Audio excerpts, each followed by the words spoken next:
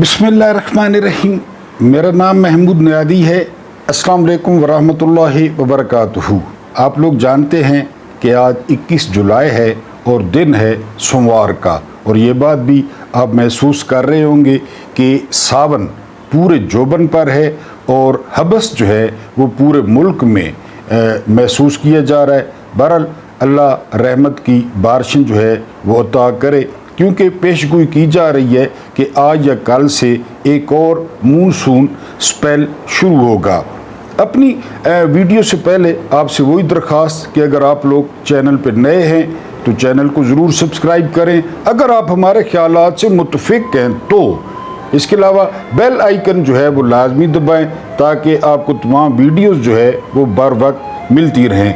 आज public message ये है, और मैसेज नहीं बल्कि सवाल है अपनी मोहतरम ऑडियंस से, और वो सवाल ये है कि पाकिस्तान में उस पेशे का नाम बताएं कि जहाँ पे आप 5 साल लगाते हैं और आप 500 साल का बंदोबस्त जो है वो कर लेते हैं। इस सवाल का आपने लाजमी जवाब देना है, क्योंकि आपके सामने जो है जो लोग कभी रिक्शों पे थे, वेस्पों पे थे, CD70s पे थे, वो हाइब्रिड गाड़ियों पे आ गए। तो बहरहाल ये आपने सवाल का जवाब लाजमी देना है कि वो कौन सा पेशा है कि अगर आपके 5 साल लग जाएं तो आप जो है 500 साल तक बेफिक्र हो जाते हैं। अगर हम ख़बरों की बात करें जो ताज़ा तरीन पाकिस्तान की या पाकिस्तान से बाहर, पहली खबर ये है कि मरी में बड़े पुरफ़ज़ा मकाम में जो है वो इजलास हुआ है। इजलास में शरीक हुए हैं फॉर्म 47 के वज़ीर आज़म शहबाज शरीफ,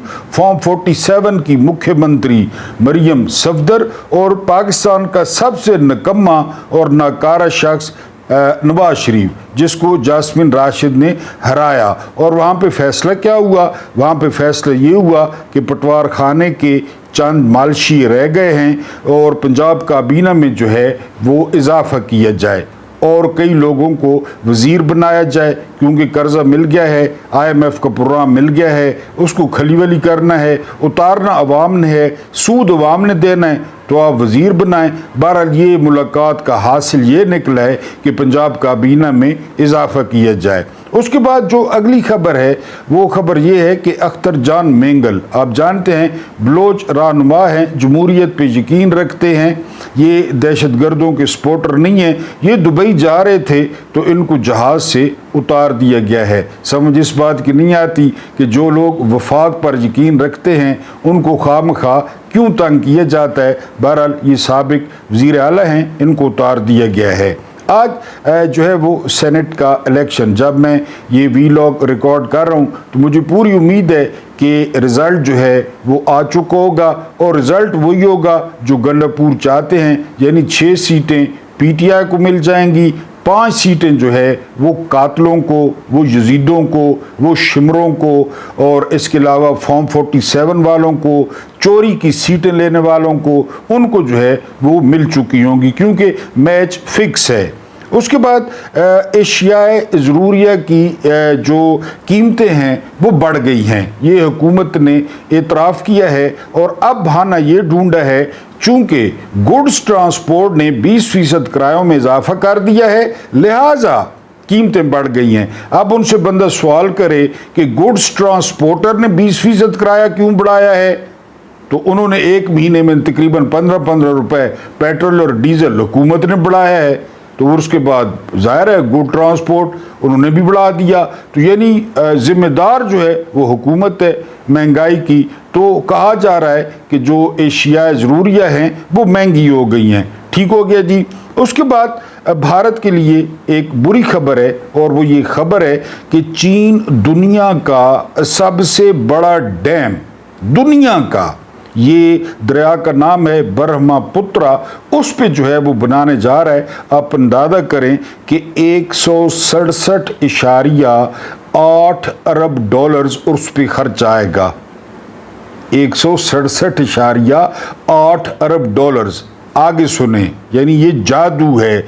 300 अरब किलोवाट पर आवर पैदा करेगा, 300 अरब किलोवाट पर आवर।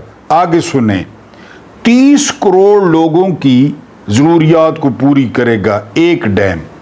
30 करोड़, यानी पाकिस्तान की टोटल आबादी आप 25 करोड़ गिने या 24 करोड़ गिने, ये एक डैम ये जो है वो 30 करोड़ आबादी की ज़रूरियात पूरी करेगा। इसको तरक्की कहते हैं, इसको मुल्क कहते हैं, इसको सिस्टम कहते हैं, इसे फलाई रियासत कहते हैं। बहरहाल ये इंडिया के लिए बुरी खबर है, क्योंकि अरुणाचल प्रदेश और आसाम बुरी तरह मुतासिर होंगे।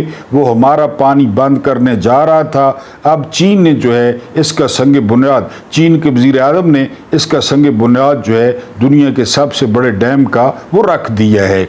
उसके बाद जो अगली खबर है, कल आपको रिपोर्ट किया था शीतल, जिसको जो है वो बलूचिस्तान में गैरत के नाम पे कत्ल किया गया, तो मज़ीद तफसीलात उसकी सामने आई हैं। और तफसीलात ये हैं कि ये जो वाक़या है ये ईद से, यानी जो बकरीद है, ईद उल अज़हा, उससे 3 दिन पहले का है।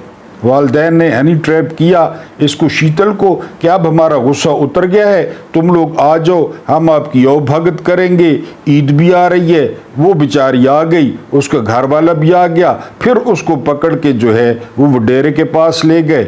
और वडेरे ने जो पूरे मुल्क में जो चल रहा है, जो ऑर्डर ऑफ द डे है, मैंने आपको कई दफ़ा बताया है कि सियासी बातें अपनी जगह, वो हर वीलॉग में आप सुनते हैं।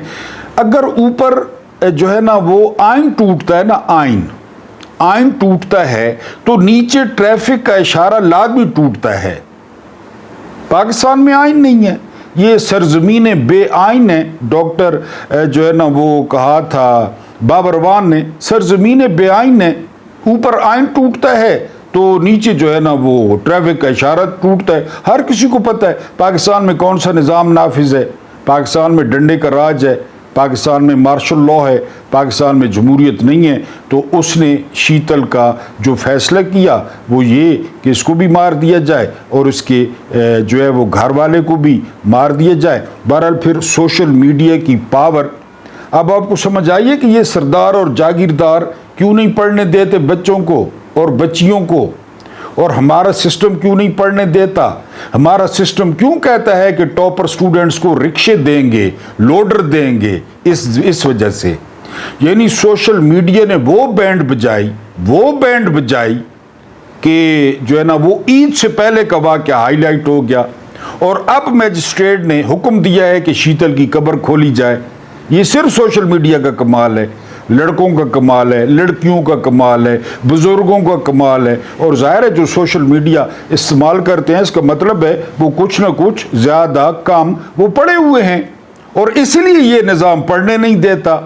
मैंने आपको बताया है कि जर्नैल आपको सेहत नहीं देते, जर्नैल आपको तालीम नहीं देते, जर्नैल आपको अदल नहीं देते। ये 3 पिलर्स हैं। इन 3 चीज़ों की सूरत हाल पाकिस्तान में देख लें। आपके पास अदल है, आपके पास जो है ना सेहत है, सरकारी अस्पताल में चले जाएं, आपके पास तालीम है, नहीं है। यही 3 चीज़ें हैं। तो ये वडेरे, ये जो मुल्क में जो कुछ हो रहा है, तो इस वजह से है कि जो भारी अक्सरियत है मुल्क की, वो नाखानदा है, वो अनपढ़ है, उनको 2 रोटियों के चक्कर में डाल दिया गया है और अपने आप को रियासत डिक्लेयर कर दिया गया है। तो यानी वो जो है ना ये 3 चीज़ें नहीं हैं। तो बहरहाल जी अब मैजिस्ट्रेट ने कब्र कुशाई का आर्डर दिया है। लेकिन ये मैं आपको बता दूं, आपके साथ झूठ नहीं बोलूँगा, किसी किस्म की कोई कार्रवाई या कोई सज़ा, ये खाना पूरी है, दबाव आ गया, और इसीलिए ये सोशल मीडिया के ख़िलाफ़ हैं।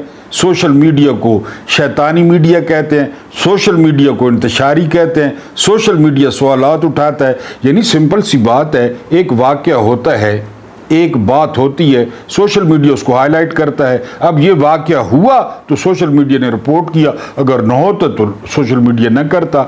लेकिन ये कहते हैं इंतशारी हैं, ये कहते हैं फसादी हैं। तो बहरहाल उसकी कब्र कुशाई का हुक्म हुआ है। लेकिन इसका अगर आप कहें कि कोई इंसाफ होगा या कोई हज़रत उमर रज़ी अल्लाह ताला अन्हो वाला फैसला होगा, तो ये आप बेफिक्र रहें, वो वडेरे हैं, सुलह हो जाएगी, दबाव होगा, और जिस तरह यहाँ पे हो रहा है। उसके बाद बुरी खबर है हमारे अफ़गान भाइयों के लिए, लेकिन अफ़गानी भी आप जानते हैं हर फन मौला हैं। UAE ने یعنی یونائٹڈ عرب ایمریٹس نے، متحدہ عرب امارات نے اسپیشل کریک ڈاؤن شروع کیا ہے کہ جو افغانی یا کابلی وہ رہتے ہیں یو اے ای میں تو ان کو نکالا جائے، اور ان کو چن چن کے نکالا جا رہا ہے، اور وجہ بتائی جا رہی ہے کہ مختلف قسم کے جرائم، مختلف قسم کی ٹھگیاں اور مختلف قسم کی امن و امان کے جو ہے نا وہ مسائل پیدا ہو رہے ہیں۔ بہرحال اس کے بعد آئندہ جو 66 دن ہیں یہ پاکستان اور انڈیا کے تعلقات کے لیے بہت اہم ہیں۔ اب آپ پوچھیں گے وہ کیوں؟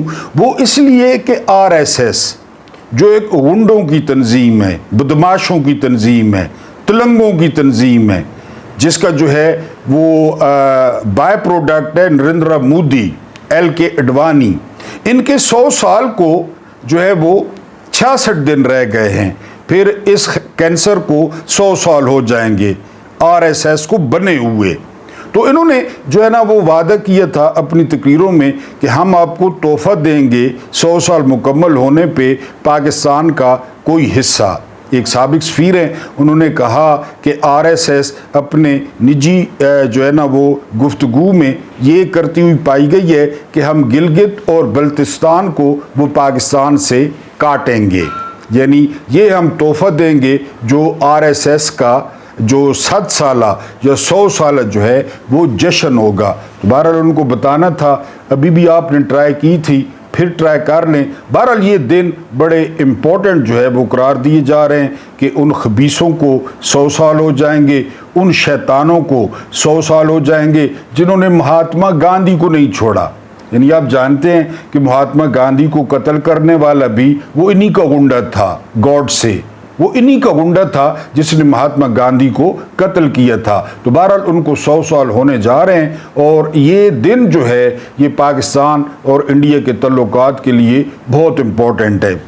کربلا جو ہے نا، کربلا ابھی محرم چل رہا ہے، آپ جانتے ہیں، آپ نے علماء سے سنا، آپ نے ذاکرین سے سنا، آپ نے مختلف روایات سنی، لیکن جو ہے یہ اسلامی تاریخ کا ایک انتہائی جو ہے آپ کہیں کہ ہولناک واقعہ تھا، جب جو ہے وہ ہاشمیوں کو اور پیغمبر رسالت مآب صلی اللہ علیہ وآلہ وسلم کے خاندان کی بے حرمتی کی گئی، اور انہیں جو ہے بڑی بے دردی کے ساتھ تہ تیغ کر دیا گیا۔ اس سے پہلے بھی ایک واقعہ ہوا تھا، وہ بھی بڑا دردناک تھا، اور وہ واقعہ تھا جنگ احد کا۔ جنگ احد میں کیا ہوا؟ جنگ احد شروع ہونے سے پہلے عبداللہ بن ابی نے اپنے 300 جنگجو علیحدہ کر لیے اور مسلمانوں کو اینڈ ٹائم پہ دغا دے دیا۔ پھر یہ وہ جنگ ہے، یہ وہ غزوہ ہے کہ جس میں ایک پہاڑی درے پہ رسالت مآب صلی اللہ علیہ وآلہ وسلم نے 50 تیر انداز وہاں پہ جو ہے تعینات کیے تھے۔ حضرت عبداللہ بن جبیر کے بارے میں کہا جاتا ہے کہ وہ ان کے امیر تھے، وہ ان کے سربراہ تھے، اور انہیں حکم تھا کہ اگر تم دیکھو کہ ہماری لاشیں کوے اور چیلیں نوچ رہی ہیں تو پھر بھی آپ نے اس درے کو نہیں چھوڑنا۔ بہرحال انسان آپ کو پتہ ہے خطا کا پتلا ہے، پھر لالچی بھی ہے فطرتی طور پہ۔ ادھر مسلمانوں کو فتح ہوئی، کفار بھاگے، اور جو ہے وہ عبداللہ بن جبیر روکتے رہ گئے، لیکن وہ سارے تیر انداز نیچے آ گئے، وہ بھی جو ہے مال غنیمت اکٹھا کرنے میں جو ہے وہ مصروف ہو گئے۔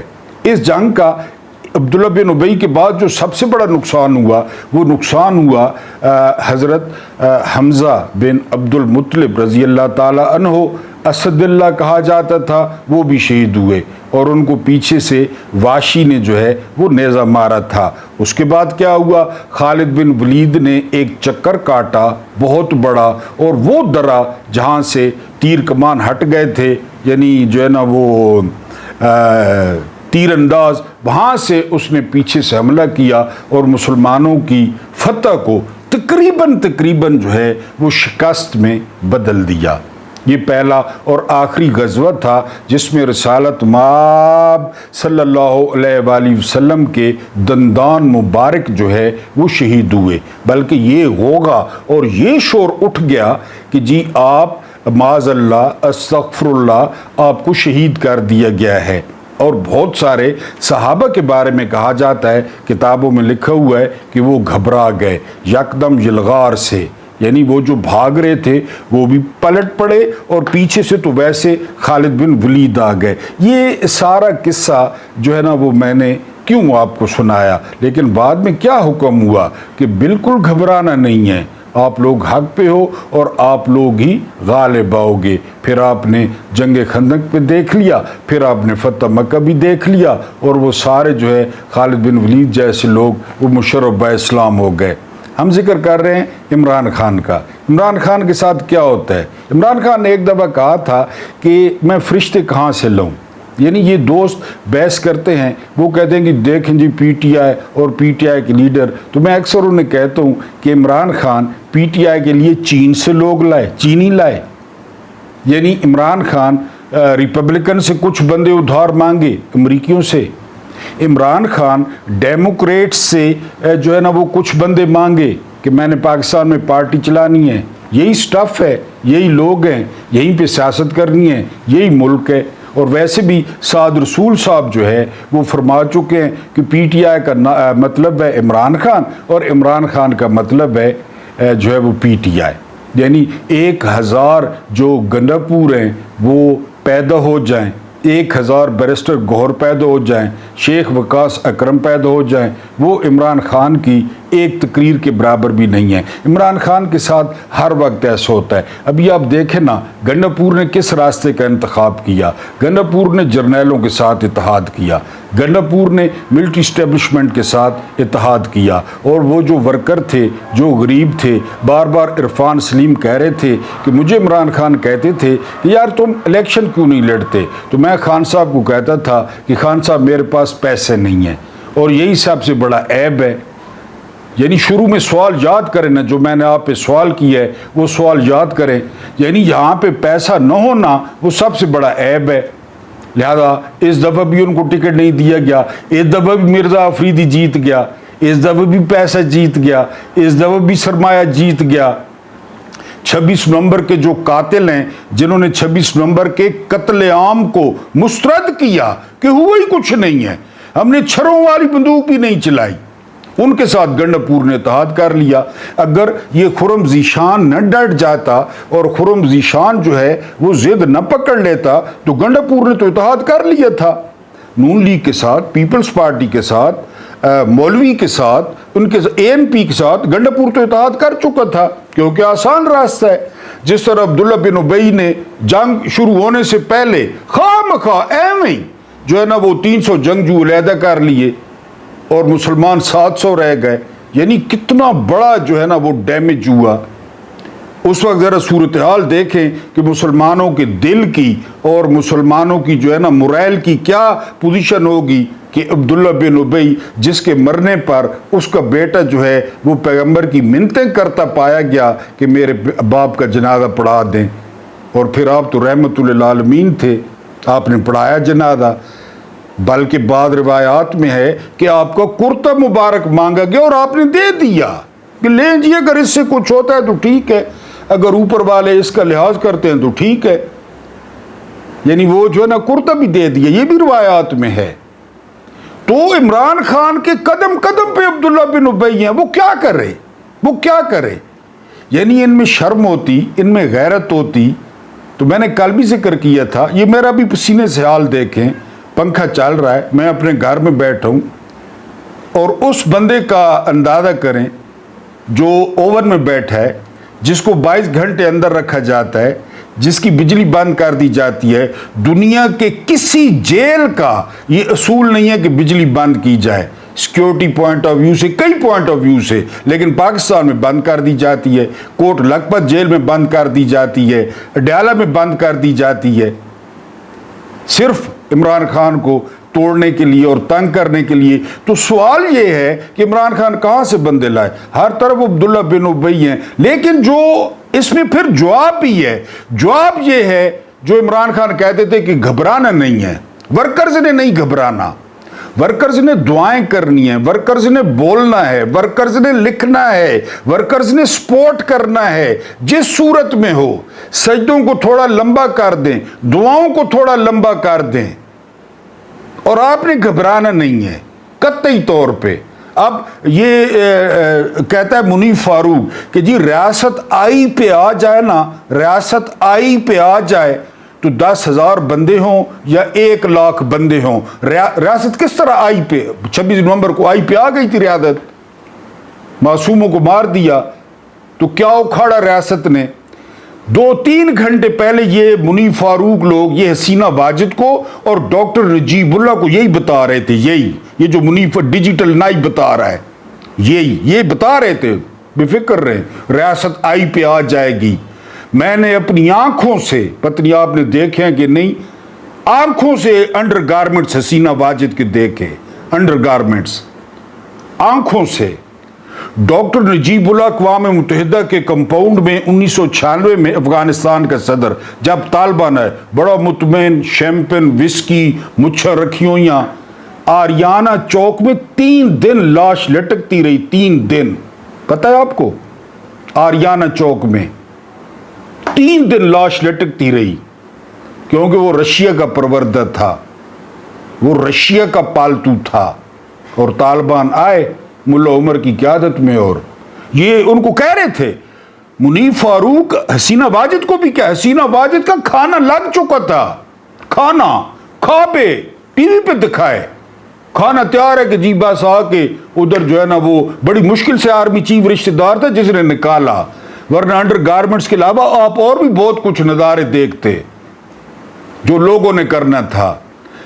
منیب صاحب عوام اگر اپنی آئی پہ آ گئے نا جس دن، عوام، ریاست تو ہم نے دیکھ لی ہے نا، یہ ریاست ہے، ریاست تو ہم نے دیکھ لی ہے، عوام جس دن اپنی آئی پہ آ گئے نا، آپ جیسے ڈیجیٹل نائی، آپ جیسے دھمکیاں دینے والے، یہ ڈاکٹر نجیب اللہ کو آپ کہہ رہے تھے نا، جو پھر آریانہ چوک میں 3 گھنٹے لٹکا رہا، یا حسینہ واجد، یعنی بڑی مشکل سے ہیلی کاپٹر میں وزن بھی زیادہ تھا، ساڑی کا پلو بھی ہیلی کاپٹر سے پھنس گیا، بڑی مشکل سے اندر بیٹھی، کیونکہ معاشرہ عبداللہ بن ابیوں سے بھرا ہوا ہے، اور جو ہے نا وہ دل توڑنے پہ یا مرائل گرانے پہ بھرا ہوا ہے. اب جی یہ کر، اب سینٹ میں 2/3 اکثریت مل گئی جنرلوں کو، پھر کیا ہوگا؟ پہلے کون سا لال قلعہ فتح کیا ہے کہ سینٹ میں مل جائے گی 2/3 اکثریت ہو جائے گی؟ ہاں ٹرمپ سے جو ہے نا، ٹرمپ سے وہ، کیونکہ اسرائیل بہت سارے معاملات چل رہے ہیں، بہت سارے معاملات، تو ریاست اپنی آئی پہ آ گئی. یہی باتیں ڈاکٹر نجیب اللہ کو آپ بتا رہے تھے، یہی باتیں آپ، جس دن عوام اپنی آئی پہ آ گئی نا، عوام، پھر آپ دیکھیں کیا ہوتا ہے، کیا تماشا ہوتا ہے. پھر اگر یہ 5 منٹ کھڑے ہو گئے لوگوں کے سامنے تو میں آ کے آپ کا ہاتھ چوموں گا. ریاست تو اپنی آئی پہ کئی دفعہ آئی ہے. پاکستان میں اب مسئلہ توڑ پھوڑ جرم ہے. اگر آپ ڈی سی کے دفتر کا گملہ توڑتے ہیں، شیشہ توڑتے ہیں، آپ میٹرو بس کا گملہ توڑتے ہیں، تو یہ توڑ پھوڑ جرم ہے. اور کئی لوگوں پہ، اس نے فلاں چیز توڑی، اس نے فلاں چیز توڑی، ہزاروں لوگوں پہ مقدمے. لیکن آئین توڑنا کوئی جرم نہیں ہے، آئین توڑنا اور ملک توڑنا بھی کوئی جرم نہیں ہے. اگر کوئی جرم ہے تو مجھے 1971 کا کوئی ایک مجرم دکھا دیں. واضح طور پہ حمود الرحمان کمیشن رپورٹ نے واضح طور پہ کیا لکھا؟ پہلے نمبر پہ جنرل یحییٰ خان، دوسرے نمبر پہ لیفٹیننٹ جنرل AA نیازی، تیسرے نمبر پہ lieutenant general Abdul Hamid Khan, chief of general staff, چوتھے نمبر پہ میجر جنرل غلام عمر، 5ویں نمبر پہ میجر جنرل گل حسن، 6 نمبر پہ میجر جنرل مٹھا خان. کس کو سزا ہوئی بتائیں؟ ملک توڑ دیا؟ نہیں ٹوٹا. اب یہ کہیں کہ میں فساد پھیلا رہا ہوں، اور نہیں ٹوٹا ملک، 2 حصے نہیں ہے ملک کے. یہ بنگلہ دیش کیا تھا 1971 سے پہلے؟ اسی طرح آئین روزانہ جرنیل صبح اٹھتے ہیں، سب سے پہلے آئین توڑنے کا ناشتہ کرتے ہیں. پشاور ہائی کورٹ کے چیف جسٹس کو اٹھاتے ہیں کہ گورنر کو حلف لے، وہ ریوڑیاں بانٹے. گورنر حلف لے لیتا ہے، چیف جسٹس کا اختیار ہی نہیں ہے. لیکن چیف جسٹس کو بھی پتہ ہے کہ جو ہے نہ آئین توڑنے پہ کوئی جرم ہے، نہ جو ہے نا وہ ملک توڑنے پہ کوئی جرم ہے. اگر کوئی جرم ہوتا تو کافی مجرم ہوتے، نجیب اللہ کی طرح تین دن لٹکے رہتے، جس طرح وہ Waqar Seth chief justice Peshawar high court نے فیصلہ دیا تھا کہ لٹکاؤ مشرف کو، ڈی چوک میں لٹکاؤ اور مر جائے تو قبر سے نکالو، وقار سیٹھ نے فیصلہ دیا تھا۔